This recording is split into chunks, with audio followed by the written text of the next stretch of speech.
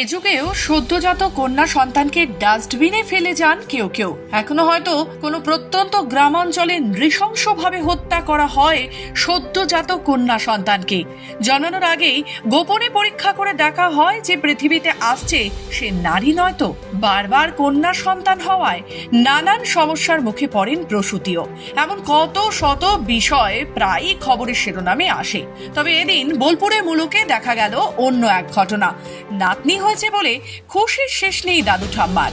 Nursing home থেকে ফুল দিয়ে গাড়ি সাজিয়ে রাজকন্যার মতো 5 দিনের ফুটফুটে কন্যা সারাকে নিজের বাড়ি নিয়ে এলেন পরিবারের সদস্যরা।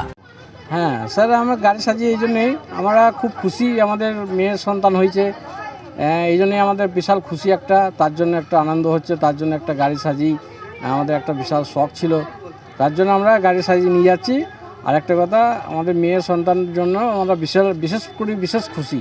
কন্যার সন্তান হয়েছে এই জন্যই খুশি যে কন্যার সন্তান হয়েছে বলেই আমি গাড়ি সাজিয়ে খুশি করে নিয়ে যাচ্ছি। এটাই আমার মনের মধ্যে একটা আনন্দ ছিল যে আমি একটা কন্যার সন্তান যদি আসে তাহলে আমি গাড়ি সাজিয়ে নিয়ে যাব, আর আমার বাড়িতে সবাই আমার খুশি। নাতনি জন্মেছে এই খবর শুনে আগেই মিষ্টি বিতরণ করেছেন দাদা অর্থাৎ ঠাকুরদা। এই আয়োজনে চমকে দিয়েছে সদ্যজাতর মাকেও। শিশুকন্যার মা জানালেন, আমি অনেক খুশি, আমার পরিবারেও অনেক সবাই খুশি, আমার শ্বশুর শাশুড়ি। আমি দেখে অবাক হয়ে গিয়েছি যে আমার শ্বশুর শাশুড়ি এত সুন্দর করে গাড়ি সাজিয়ে নিয়ে এসছে। এমন করে গাড়ি সাজিয়ে আমি ভাবতে পারিনি যে এরকম করে আমার কন্যা সন্তানকে নিয়ে যাওয়া হবে।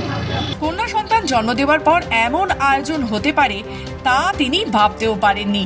এ যুগে ছেলে মেয়ের মধ্যে পার্থক্য করাটাই বোকামি, দুয়েরই প্রয়োজন রয়েছে। তারা খুবই চাইতেন তাদের নাতনি হোক, সেই আশা পূরণ হওয়াতেই এমন আয়োজন। দৃষ্টান্ত স্থাপন করেছেন বোলপুরের এই পরিবার। হয়তো এই পরিবারের দেখানো পথেই এগিয়ে আসবে আমাদের সমাজ। পিছিয়ে পড়া সেই সমস্ত মানুষেরা যারা আজও মনে করে কন্যা সন্তান মূল্যহীন। সেদিন প্রতিটি ঘরেই কন্যা সন্তানকে বহু আদরে বহু মূল্যে গ্রহণ করবে তার পরিবার। আমাদের সবারই ইচ্ছা আছে কন্যা সন্তানই হওয়ার। আমাদের বাড়িতে একটা ছেলে আছে, আর আমার দিদির ছেলে আছে, আর আমাদের সবারই ইচ্ছা আমার একটা মেয়ে। তার জন্য উপরওয়ালা আমাদের ইচ্ছা পূরণ করেছে, তার জন্য আমরা সবাই অনেক খুশি। বোলপুর থেকে প্রসূন দাসের রিপোর্ট, খবর বাংলা।